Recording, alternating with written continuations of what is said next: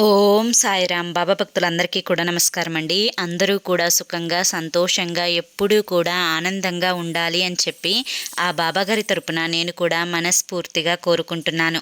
ఈరోజు బాబాగారు అందించే సందేశం ఏంటి అంటే కనుక, తల్లి నిర్లక్ష్యం వద్దు, ఇది విన్న గంట లోపలే నీ అకౌంట్లోకి 79 లక్షల రూపాయలు పడతాయమ్మా అని చెప్పి ఏదో తెలియని సందేశాన్ని ఈరోజు బాబాగారు మనకి అందించాలి అనుకుంటున్నారండి. మరి బాబాగారు ఏ సందేశం అందించినా కూడా అది మన మంచి కోసమే అని చెప్పి మనందరికీ కూడా తెలిసిన విషయమే కదా. మరి సందేశం వినే ముందు ఎవరికైతే బాబాగారు అంటే నమ్మకం ఉంటుందో వారందరూ కూడా ఈ వీడియోకి ఒక చిన్న లైక్ ఇచ్చి వీడియోని వినడం అయితే స్టార్ట్ చేయండి. అంతేకాకుండా కింద కామెంట్ సెక్షన్లో ఓం సాయిరామ్ అని చెప్పి టైప్ చేయడం మాత్రం మర్చిపోవద్దు. ఇక చాలామంది కూడా గురువుగారి గురించి అడుగుతున్నారండి. ఎన్నో రకాల కష్టాలతో ఇబ్బంది పడుతున్నామక్క, మీకు తెలిసిన గురువుగారి నెంబర్ ఉంటే చెప్పండి అక్క అని చెప్పి అడుగుతున్నారండి. శ్రీ షిరిడి సాయిబాబా ఆశీస్సులతో జ్యోతిష్యం చెప్పబడును. గురూజీ శివరామరాజు గారు. Phone number 9959422552.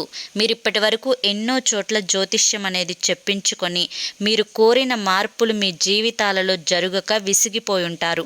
మీ సమస్యలు ఏవైనా కానివ్వండి, వాటిని తీర్చుకోవడం కోసం, ఉదాహరణకి ప్రేమ, పెళ్ళి, ఉద్యోగం, రాజకీయం, సంతానం లేక ఇబ్బంది పడుతున్న, భార్యాభర్తల మధ్య గొడవలున్నా, అప్పుల సమస్యలున్నా, శత్రు సమస్యలున్నా, ఇలా ఎటువంటి సమస్యలకైనా కానీ గురువుగారు ఆ సమస్యలకు తగిన పూజలను చేసి వెంటనే మీకు పరిష్కారాన్ని చూపిస్తారు. గురువుగారు చెప్పింది చెప్పినట్లు 100కి 1000% జరుగుతుందండి. మా జీవితాలలో కూడా ఎన్నో రకాల సమస్యల నుంచి ఈ గురువుగారు చేసిన పరిష్కార మార్గాల ద్వారా బయటపడి ఇయాల్టి రోజున మేము చాలా ఆనందంగా జీవితాన్ని గడుపుతున్నాము. తప్పకుండా మీకు కూడా మంచి జరగాలి అనుకుంటే కాంటాక్ట్ అవ్వండి. ఇక బాబాగారి యొక్క సందేశం విషయానికి వస్తే కనుక, తల్లి నిర్లక్ష్యం వద్దమ్మా, నీ అకౌంట్లోకి డబ్బులు పడే మార్గాన్ని నేను నీకు చూపిస్తాను, విను అని చెప్పి మనకి ఏదో తెలియని సందేశాన్ని అందించబోతున్నారు. తల్లి, ప్రతి నిమిషం కూడా మనసుకి సంతోషం కలిగినప్పుడు నీ మనసులో నువ్వు మొదటిగా అనుకునే మాట ఏంటి అంటే కనుక, నేను ఎందుకు సంతోషిస్తున్నాను, వెనక్కి తిరిగి చూసుకుంటే నా జీవితంలో నేను సంతోషించడానికి గల కారణాలు అంతగా ఏమున్నాయి, అనవసరంగా నేను ఎక్కువగా ఆనందపడుతున్నానేమో అని చెప్పి నీ మనసుకి ఎక్కడికక్కడ నువ్వు సర్ది చెప్పుకొని మళ్ళీ నువ్వు మామూలు స్థితిలోకి వెళ్తున్నావు. తల్లి, నిజంగా నాకు చాలా భయంగా ఉందమ్మా. ఎందుకంటే నా బిడ్డ సంతోషం కోసం నేను ఎన్నో రకాల మాటలని చెప్పాను, ఎన్నో రకాల సందేశాలను, ఎన్నో రకాల పనులను చేస్తూ వస్తున్నాను. అయినా కూడా నీలో కొంచెం కూడా మార్పు అనేది రాకపోతే మరి నేను చేస్తున్న ప్రయత్నాలన్నీ కూడా వృధానే కదా తల్లి. తల్లి, నీకు ధనం రావాల్సి ఉంది, వారేమో నీకు రాకుండా ఇబ్బంది పెట్టేటట్లుగా నిన్ను చూస్తున్నారు. నేను ఎంతో కష్టపడి సంపాదించుకొని 1 రూపాయి వస్తుంది అన్న ఆశతోని వారికి ఇచ్చాను, కానీ వారు నాకు అసలు కూడా ఇవ్వను అని చెప్పి నా మీదే తిరిగి ఫిర్యాదు చేస్తున్నారు. ఇది ఎంతవరకు కరెక్ట్ బాబా అని చెప్పి ఎన్నోసార్లు ప్రశ్నించావు. అలా నీకు ధనానికి సంబంధించిన సమస్యలతో పాటు కుటుంబ సమస్యలు కూడా అనేకం నిన్ను ఇబ్బంది పెడుతూ ఉన్నాయి. అసలు ఈ సమస్యల నుంచి బయటపడి మనస్ఫూర్తిగా ఈ జీవితంలో నేను సంతోషంగా ఉంటానా, అది అసలు నా జీవితానికి సాధ్యమయ్యే పనేనా అని చెప్పి ఎన్నోసార్లు ఆలోచించుకొని నీ మనసుని పాడు చేసుకుంటూ ఉన్నావు. తల్లి, నేను ఎప్పుడూ చెప్పే రకంగానే మళ్ళీ చెప్తున్నాను. ఏంటి అంటే కనుక, ప్రతి మనిషికి కూడా ఏదో ఒక కష్టం అనేది ఎప్పుడూ కూడా బాధిస్తూనే ఉంటుంది. కానీ తెలివైన వారు మాత్రం ఆ యొక్క కష్టం నుంచి ఎలా బయటపడాలి అని చెప్పి ఆలోచిస్తూ ఉంటారు.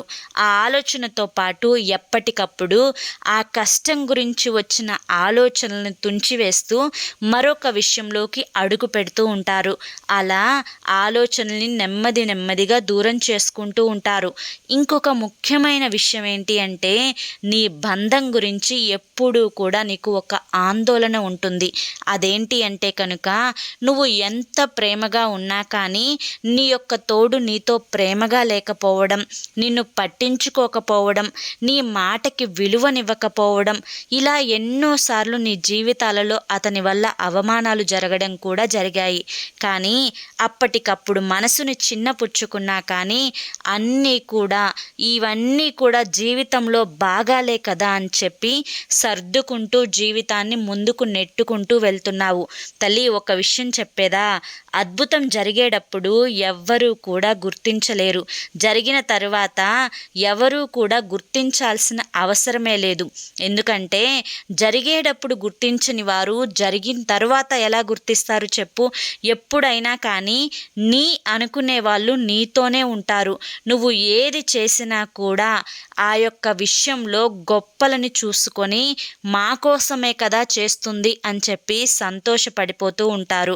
ఒక వ్యక్తిత్వం అంటే ఒక అమ్మాయి కానీ ఒక అబ్బాయి కానీ వ్యక్తిత్వాన్ని ఆ యొక్క మనిషి దుస్తులలో కాదు తల్లి, ఆ పనులు అంటే ఆ వ్యక్తి ఏవైతే పనులు చేస్తున్నాడో ఆ చేసే పనుల్ని బట్టి అతని లేదా ఆమె యొక్క ప్రవర్తనను బట్టి అంచనా వేయడం తప్ప వాళ్ళకి నచ్చినట్టు నువ్వు ఉండడం అనేది ఎప్పుడూ కూడా జరగదు.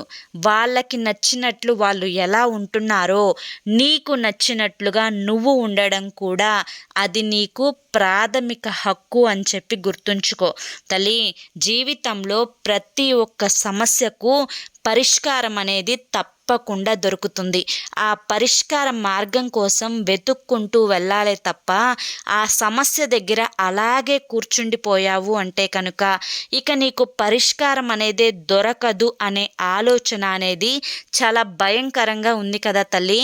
కనుక సమస్యకు పరిష్కార మార్గం వైపు ఇప్పుడే నువ్వు అడుగులు వేయడం మొదలుపెట్టు. అలా అడుగులు వేసి ఆ సమస్యను పరిష్కరించుకొని ఆనందంగా ఉండు తల్లి. ఎప్పుడైనా కానీ నువ్వు భయంతో ఏ పని చేసినా కానీ ఆ పని పట్ల నువ్వు పరిపూర్ణతని సాధించలేవు. తెలివితో చేసిన ఏ పనైనా కానీ నీకు సత్ఫలితాన్ని ఇస్తుంది.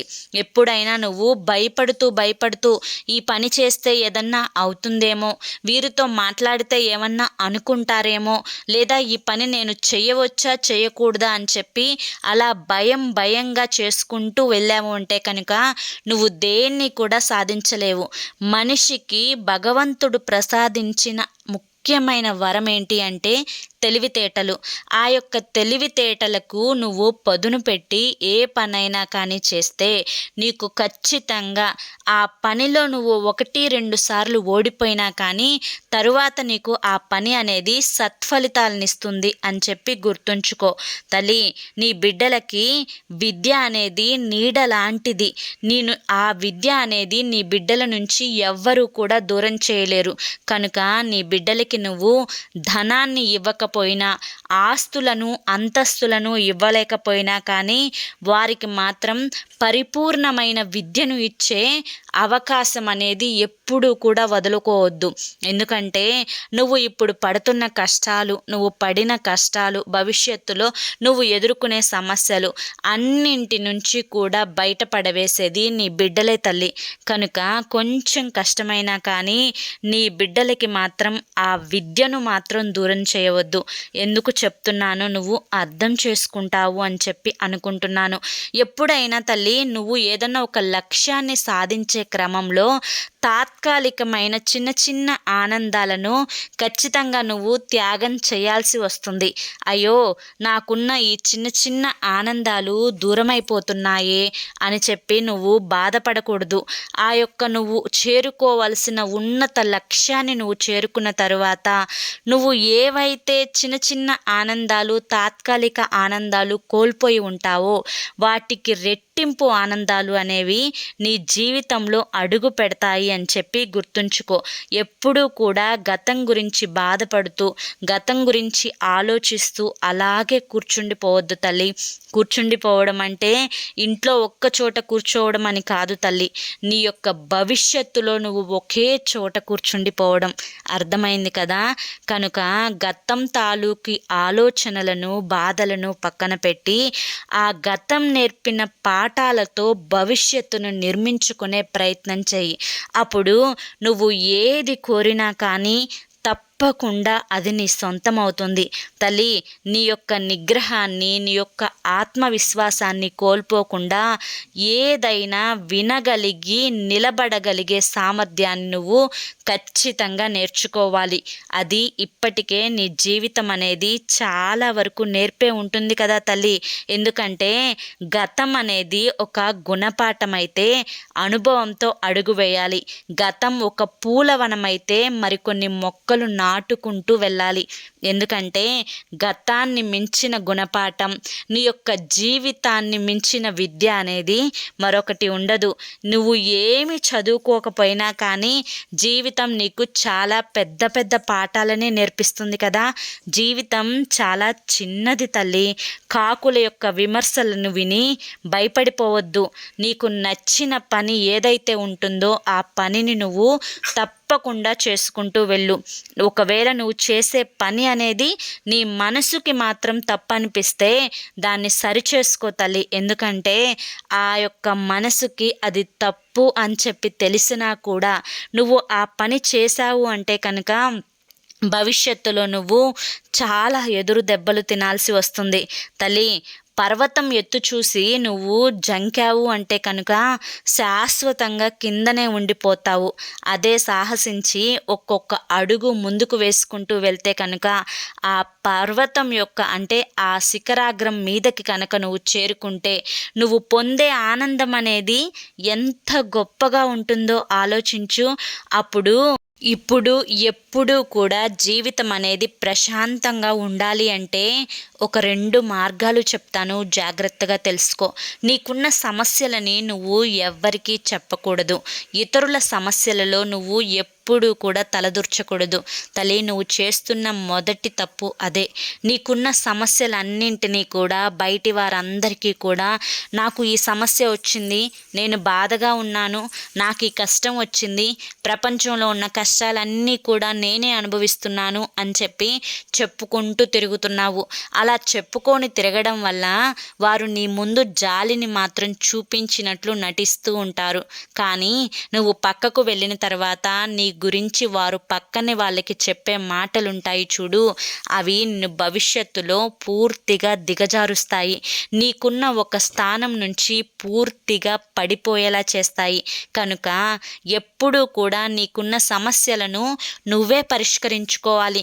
నీ మనసుకి తెలుస్తుంది కదా తల్లి, నీ వాళ్ళు ఎవరు, పరాయి వాళ్ళు ఎవరు అని చెప్పి.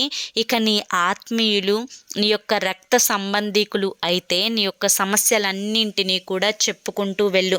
అప్పుడు వారు నిన్ను దిగజార్చే ప్రయత్నాన్ని చేయరు. కానీ ఎవరో పరాయి వాళ్లకు మాత్రం నీ యొక్క సమస్యలను చెప్పే ప్రయత్నం చేస్తే తప్పకుండా నీ జీవితం యొక్క స్థాయి ఏదైతే ఉంటుందో అది కిందకి పడిపోతుంది అని గుర్తుంచుకో. అంతే ముఖ్యంగా ఎదుటి వారి యొక్క సమస్యలలో మాత్రం నువ్వు తలదూర్చవద్దు. ఇంకొక ముఖ్యమైన విషయం ఏంటి అంటే కనుక నిన్ను వద్దు వద్దు అనుకున్న బంధాల వెనుక నువ్వు ఎప్పుడూ కూడా పడొద్దు తల్లి. ఎందుకంటే నువ్వు ఎంత కావాలి అనుకొని వెంట పడుతున్నా కానీ నువ్వు ఏ రకంగా అయితే ఆలోచించుకుంటున్నావో వారు నీ పట్ల నువ్వు ఆలోచించిన దానికి పూర్తి వ్యతిరేకంగా ఆలోచిస్తున్నారు. కనుక వద్దు వద్దు అనే బంధాలను కొంచెం కష్టమైనా కానీ వదిలించుకునే ప్రయత్నమే చెయ్యి. వాళ్ళు ఎప్పుడో నిన్ను వదిలేశారు తల్లి, కానీ నువ్వే వాళ్ళని పట్టుకొని తిరుగుతున్నావు. వద్దు అనుకున్న బంధాలను కనుక వదిలేస్తే నీ జీవితం అనేది ఒక అందమైన తోటలో సీతాకోక చిలుకలాగా మారుతుంది అని గుర్తుంచుకో తల్లి. నువ్వు ఎంత మంచి పని చేసినా కానీ నీవు ఒక్క మాట తిరిగి అంటే కనుక ఎవరైతే ఆ మాటనే పట్టుకొని నిన్ను పదే పదే దూషిస్తూ ఉంటారో వారు నీ వారు కాదు అని చెప్పి గమనించుకో. ఎందుకు అలా చెప్తున్నాను అంటే 100 మంచి పనులను పక్కన పెట్టేసి నీవు అన్న ఒక్క మాటనే పట్టుకున్నారు అంటే వారి యొక్క మనసులో నీ స్థానం ఏంటో ఇప్పటికే నీకు అర్థమవ్వాలి కదా తల్లి. ఎప్పుడైనా కానీ ఏ మనిషికైనా కానీ కొన్ని సమయాలలో కాలం అనేది కలిసి రాదు. అటువంటప్పుడు అవసరం లేని విషయాలకు కాకుండా మనం అంటే కొన్నిసార్లు కాలం అనేది కలిసి రానప్పుడు నువ్వు ఎంత పని చేయాల్సి అంటే ఎన్ని పనులు చేసినా కానీ ఎదుటి వారికి ఎంత మంచి చేయాలని చెప్పి నువ్వు చేసినా కానీ కొన్నిసార్లు అనవసరమైన వాటికి అక్కర్లేని విషయాల దగ్గర నీకు సంబంధం లేని విషయాల దగ్గర నువ్వు మాటలు అనేది పడాల్సి వస్తుంది. కనుక కాలం కలిసి రానప్పుడు అన్నింటిలో నేనున్నా అని చెప్పి ముందుకు వెళ్ళకుండా ఎక్కడికక్కడ దూరంగా ఉండే ప్రయత్నం చేయి. అదే నీ జీవితానికి చాలా మంచిది అని గుర్తుంచుకో తల్లి. ఎప్పుడైనా కానీ ఎవరు అదుపులో వారు ఉండాలి, ఎవరి అదుపులో వారు ఉండరు. కానీ ఎదుటి వాళ్ళని మాత్రం తమ అదుపులో పెట్టుకోవాలని చెప్పి అనుకుంటూ ఉంటారు. అటువంటి వారికి కూడా నువ్వు దూరంగా ఉండాలి. ఇలాగే నువ్వు ప్రతి చిన్న విషయానికి భయపడుతూ కూర్చుంటే బ్రతకలేవు. నువ్వు చేయాలి అనుకుంటున్న పని ఏదైతే ఉంటుందో, నువ్వు ఏదైతే ఒక లక్ష్యాన్ని ఎంచుకొని ఆ లక్ష్యం నాకు సొంతమైతే బాగుంటుంది, నా జీవితంలో నేను సుఖపడతాను అని చెప్పి అనుకుంటున్న విషయం ఏదైతే ఉంటుందో అది నీ మనసుకి భయమైనా కానీ అది తప్పో ఒప్పో ముందు ఒక్కసారి చేసి చూడు. గెలుపు అయితే మాత్రం నిన్ను ముందుకు నడిపిస్తుంది. ఒకవేళ ఓటమి పాలైతే తర్వాత నువ్వు ఏం చేయాలో కూడా నేర్పిస్తుంది, రెండు కూడా నేర్పిస్తుంది. కనుక ఏదైనా కానీ తప్పో ఒప్పో నువ్వు చేయాలి అనుకున్న లక్ష్యం వైపు ఒక అడుగు వేసి చూడు. దృఢ సంకల్పం, తరగని ఆత్మవిశ్వాసం, బలమైన కోరిక ఇవన్నీ కూడా ఉన్న చోట విజయం అనేది తప్పకుండా వచ్చి తీరుతుంది. అర్థమైంది కదా. కనుక ఇప్పటి వరకు నేను చెప్పిన ఈ మాటలన్నింటినీ కూడా నువ్వు జాగ్రత్తగా మనసులో ఉంచుకో. లేని దాని గురించి అస్సలు ఆలోచించవద్దు. నీవు వద్దనుకున్న బంధాల వెనుక అస్సలు పడవద్దు. నీ బిడ్డలకు మంచి విద్యను అందించు. అంతేకాకుండా జీవితంలో నువ్వు నేర్చుకున్న విద్య కంటే కూడా జీవితం నీకు చాలా గుణపాఠాలే నేర్పించింది. ఆ గుణపాఠాల ఆధారంగా నువ్వు అడుగు వేయాలి అనుకున్న లక్ష్యం వైపు తప్పో ఒప్పో ముందు ఒక అడుగు వేసి చూడు. మహా అయితే ఓడిపోతావు, అంతకు మించి ఇంకా ఏమీ జరగదు కదా. నీ భయం ఏంటి అంటే ఓడిపోతానేమోనని చెప్పి నీకు భయం. ఒకవేళ ఫస్ట్ సారి నువ్వు ఓడిపోయినా రెండవసారి ఈ ఓటమి యొక్క గుణపాఠం ద్వారా నువ్వు నేర్చుకున్న ఆ తప్పొప్పులను ఆధారంగా చేసుకొని తప్పకుండా నువ్వు గెలవచ్చు కదా. కనుక ఏదైనా కానీ తప్పైనా ఒప్పైనా కానీ ఆ పనిని ముందు నువ్వు చేసి చూడు తల్లి.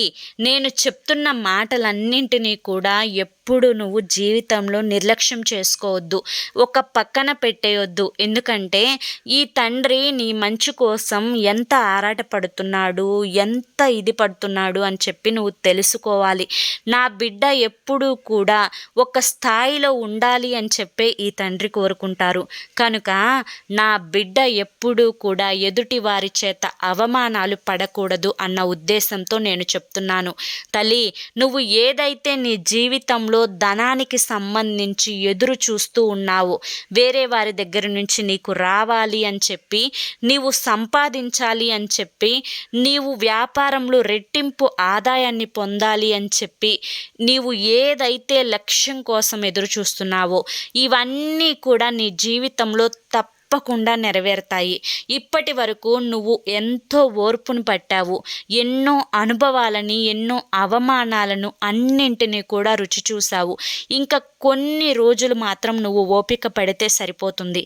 కానీ నువ్వు రాసి పెట్టుకో తల్లి. తప్పకుండా నువ్వు ఏదైతే లక్ష్యం సాధించాలి అనుకుంటున్నావో ఆ లక్ష్యం వైపు నువ్వు వేసే మొదటి అడుగు అనేది కొంచెం కష్టంగా ఆరంభమవుతుంది.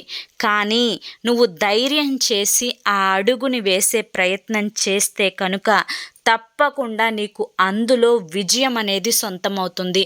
నువ్వు మొదట్లో దాని గురించి చాలా భయపడతావు.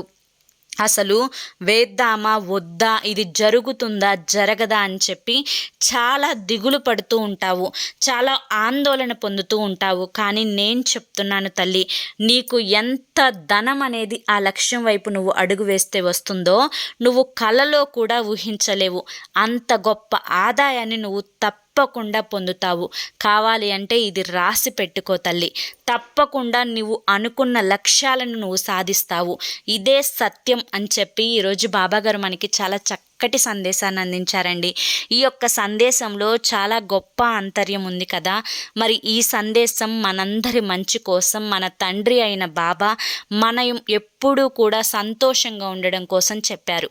మరి ఈ సందేశం మీ అందరికీ కూడా నచ్చింది అనుకుంటున్నాను. నచ్చింది అనిపిస్తే చూసి వెళ్ళే వాళ్ళు తప్పకుండా ఒక చిన్న లైక్ ఇవ్వండి. మొదటిసారి సాయి పిలుపు ఛానల్లోకి వచ్చినట్లయితే కనుక సబ్స్క్రైబ్ చేసుకొని సపోర్ట్ చేయండి. రేపు మరొక మంచి సందేశంతో తప్పకుండా కలుసుకుందాం. అంతవరకు కూడా బాబా ఆశీస్సులు అనేవి మీపై ఉండాలి అని చెప్పి మనస్ఫూర్తిగా కోరుకుంటూ సర్వే జన సుఖినో భవంతు. ఓం సాయిరామ్.